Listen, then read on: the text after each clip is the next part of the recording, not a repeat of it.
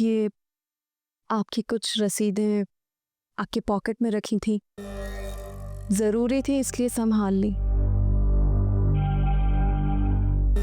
ठीक है, क्या है ये? खुद तो बता रही हो, रसीदें। हाँ, वो तो मैंने देख ली थी और सोचा अगर जरूरी नहीं है तो फेंक देती हूँ।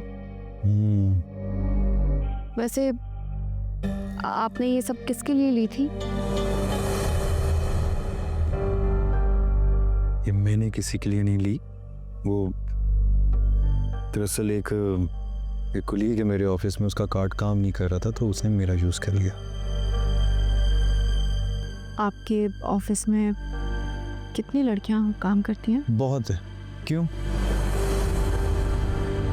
क्या आपकी सबसे दोस्ती है? क्यों पूछ रही हो तुम? बस ऐसे ही। ऐसी बहुत ज्यादा फजूल बातें नहीं करना शुरू होगी तुम।